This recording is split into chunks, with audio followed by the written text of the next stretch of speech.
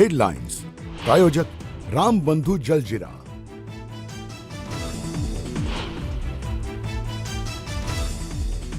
शिवसेनेकडून बच्चू कडू आणि नीलम गोऱ्हेंना उमेदवारी जाहीर झाल्याची माहिती। कडू यांची प्रहार जनशक्ती संघटना शिवसेना पक्षात विलीन करणार का, याकडे आता सगळ्यांचं लक्ष।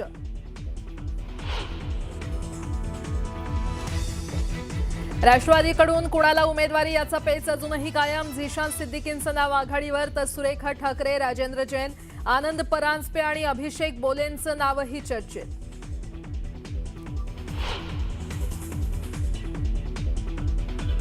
उद्धव ठाकरेंच्या ऐवजी शिवसेना उबाठाकडून अंबादास दानवेंना विधान परिषदेची उमेदवारी। आदित्य ठाकरेंकडून घोषणा, तर दानवे आज सकाळी 11 वाजता उमेदवारी अर्ज दाखल करणार, संजय राऊतांची माहिती।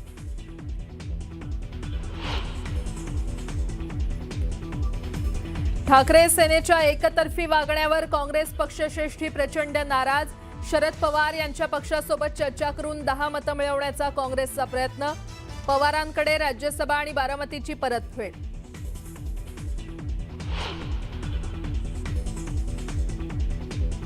कडू शिवसेनेकडून विधान परिषदेसाठी अर्ज दाखल करणार असल्याची माहिती, तर प्रहार राजकीय पक्ष विलीन करणार असले तरी सामाजिक संघटना कायम ठेवणार असल्याची माहिती।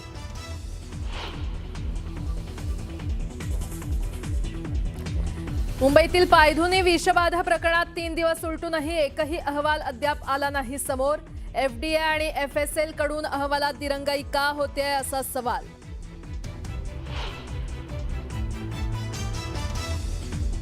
नागपुरात संघ मुख्यालय आणि स्मृती मंदिर परिसरात रेडिएशनची धमकी। नागपूर पोलीस आयुक्तांना आलेल्या निनावी पत्राद्वारे दावा।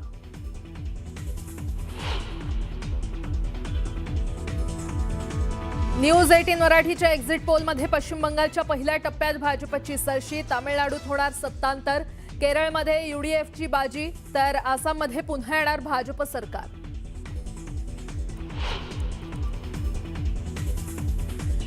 मध्य प्रदेशातल्या धारमध्ये व्हॅन उलटून भीषण अपघात, 12 जणांचा मृत्यू तर 25 जखमी। पंतप्रधान मोदींनी व्यक्त केलं दुःख।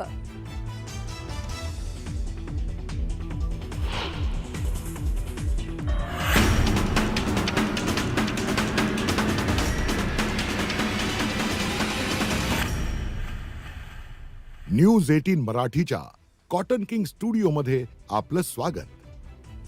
नमस्कार, मी प्राजक्ता तांडेल, तुम्ही पाहताय न्यूज 18 मराठी, आवाज महाराष्ट्राचा। सुरुवातीला एक मोठी बातमी नागपुरात संघ मुख्यालय आणि स्मृती मंदिर परिसरात रेडिएशनची धमकी देण्यात आली आहे। रेडिओ ऍक्टिव्ह पदार्थ टाकल्याचा नागपूर पोलीस आयुक्तांना आलेल्या निनावी पत्राद्वारे दावा करण्यात आलाय। महाल येथील राष्ट्रीय स्वयंसेवक संघाचे महाल मुख्यालय आणि रेशीमबागेतील डॉक्टर हेडगेवार स्मृती मंदिर परिसरात रेडिओ ऍक्टिव्ह पदार्थ टाकल्याचा दावा करण्यात आलाय। हे पत्र नागपूरचे पोलीस आयुक्त डॉक्टर रवींद्र कुमार सिंगल यांना पाठवण्यात आलं होतं। डीएसएस नावाच्या संघटनेनं हे पत्र पाठवलं असून त्यात संघाबाबत आक्षेपार्ह भाषेचा देखील प्रयोग करण्यात आलाय। या पत्रामुळे खळबळ उडाली असून एटीएस परिसरातील सर्व ठिकाणी सखोल तपासणी सुरू केलेली आहे।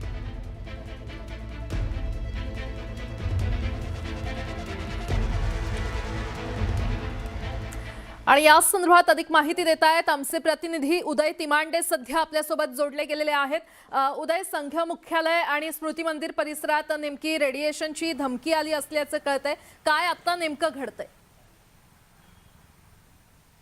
प्राजक्ता, खरं तर या आधी देखील नागपूरच्या राष्ट्रीय स्वयंसेवक संघाच्या मुख्यालयाला आणि मी सध्या उभा असलेल्या या स्मृती मंदिराला जे आहे ती बॉम्बने उडवून देण्याची धमकी किंवा हल्ला करण्याची धमकी मिळालेल्या आहेत। मात्र यंदा पहिल्यांदाच जी आहे ती रेडिओ ॲक्टिव्ह पावडर या परिसरामध्ये फवारल्याची धमकी जी आहे ती आलेली आणि त्यामुळे आता पोलीस देखील सतर्क झालेला आहे। खरं तर 2 दिवसाआधी म्हणजे 27 तारखेला नागपूरचे पोलीस आयुक्त रवींद्र सिंगल यांना पोस्टाद्वारे इंग्रजी भाषेमध्ये लिहिलेलं एक पत्र जे आहे ते प्राप्त झालं।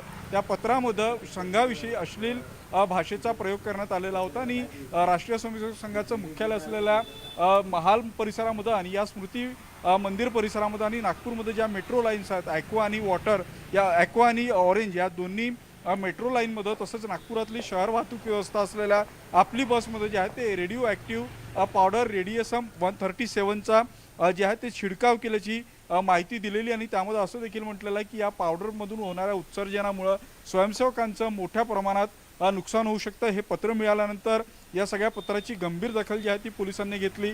ATS असेल किंवा नागपूरचं स्थानिक पोलीस असेल यांनी या सगळ्या परिसराची जी आहे ती पाहणी केलेली। कुठलीही आक्षेपार्ह गोष्ट जी आहे ती या सगळ्या परिसरामध्ये आढळून आलेली नाही आहे। मात्र ज्या पद्धतीनं पहिल्यांदा या रेडिओ ॲक्टिव्ह किरणांच्या बाबतीतला आलेला आहे त्यामुळं त्या दृष्टीनं तांत्रिक तपास आणि शास्त्रज्ञ जे आहेत त्यांच्या टीमकडून देखील या सगळ्या परिसराची छाननी करण्यात आलेली। कुठलीही आक्षेपार्ह गोष्ट सध्या तरी याच्यात थांबलेली नाही आहे। सध्या नागपूरमध्ये सरसंघचालक मोहन भागवत असतील किंवा संघाचे जे वरिष्ठ पदाधिकारी आहेत त्यांचा या कार्यालयामध्ये मुक्काम आहे, त्यामुळे सुरक्षा व्यवस्था जी आहे ती या सगळ्या परिसराची वाढविण्यात आलेली आहे। खरं तर या दोन्ही कार्यालयांना Z+ सुरक्षा व्यवस्था आहे, मात्र या धमकीच्या पत्रानंतर आणखी या सुरक्षा व्यवस्थेमध्ये वाढ करण्यात आलेली आहे। आतापर्यंत केलेल्या तपासणीमध्ये कुठलाही संशयास्पद वस्तू जी आहे ती आढळून आलेली नाही आहे, त्यामुळं हा काही छेडखानीचा तर प्रकार नाही किंवा पोलिसांना डिस्टर्ब करण्याचा प्रकार नाही का या बाबतीत देखील जो आहे तो पोलिसांकडून तपास केला जातोय। त्यामुळे आता या तपासामध्ये नेमकं काय समोर येतं, कारण हे जे पत्र आलेलं आहे हे निनावी आहे, एका DSS नावाच्या एका संस्थेकडून हे पत्र पाठविण्यात आलेलं आहे। ही संस्था देखील परिचित नाही आहे, त्यामुळं ही DSS संस्था कोण आहे, याचा दहशतवाद्यांशी काही संबंध आहे का किंवा इतर देशांशी काही संबंध आहेत का आणि खरंच त्यांचा संघ मुख्यालयाला उडविण्याचा किंवा स्वयंसेवकांना नुकसान पोहोचवण्याचा कुठला प्लॅन आहे का, हे सगळं आता पोलीस तपासामध्ये समोर येईल। त्यामुळे पोलिसांच्या तपासामध्ये काय नेमकं समोर येतं आणि यामागे कुठली आंतरराष्ट्रीय किंवा देशांतर्गत कुठल्या दहशतवादी संघटनांचा नक्षलवादी संघटनांचा सहभाग आहे का, हे सगळं पोलीस तपासानंतर स्पष्ट होईल। मात्र सध्या सरसंघचालकांचा नागपूरमध्ये मुक्काम आहे, ते अनेक कार्यक्रमांमध्ये सहभागी होत आहेत, त्यामुळं त्यांच्या सुरक्षा व्यवस्थेत आणि या दोन्ही कार्यालयांच्या सुरक्षा व्यवस्थेमध्ये वाढ करण्यात आलेली आहे। सोबतच मेट्रो असेल किंवा आपली बस असेल यांची देखील कसून तपासणी सध्या नागपूरमध्ये केली जात असल्याचं प्राजक्ता पाहायला मिळतं आपल्याला। उदय, तुमच्याकडून वेळोवेळी अपडेट घेत राहू। तुर्तास धन्यवाद या संपूर्ण माहितीसाठी। पुढची बातमी पाहूयात। विधान परिषद निवडणुकीमध्ये शिंदेंच्या शिवसेनेतून कुणाला अधिकृत उमेदवारी मिळणार याची माहिती समोर आलेली नाही, मात्र वरिष्ठ सूत्रांनी दिलेल्या माहितीनुसार विधान परिषद निवडणुकीसाठी शिवसेनेकडून डॉक्टर नीलम गोऱ्हे आणि बच्चू कडू यांच्या नावावर शिक्कामोर्तब झाल्याची माहिती मिळते। माजी आमदार बच्चू कडू यामुळे त्यांचा प्रहार जनशक्ती पक्ष शिवसेनेमध्ये विलीन करणार का, हे पाहणं देखील अत्यंत महत्त्वाचं असणार आहे।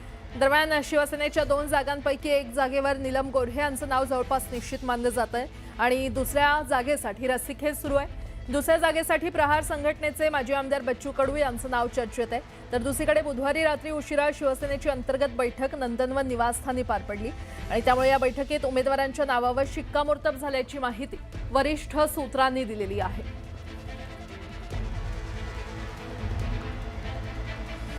आता एक मोठी बातमी। कुंभमेळा प्राधिकरण अध्यक्षांची बनावट सही प्रकरण समोर आलेलं आहे। बनावट सहीनं 70 कोटी रुपयांचं कंत्राट मिळवल्याचं समोर येतंय। कामांची वर्क ऑर्डर मिळवण्यासाठी एका अज्ञाताकडून बनावट सही करण्यात आली आणि या बनावट सहीनं तब्बल 35 कोटींचे 2 वर्क ऑर्डर तयार करण्यात आले। आणि या संदर्भात अधिक माहिती देत आहेत आमचे प्रतिनिधी लक्ष्मण घाटोळ आपल्यासोबत जोडले गेलेले आहेत। लक्ष्मण, काय अपडेट?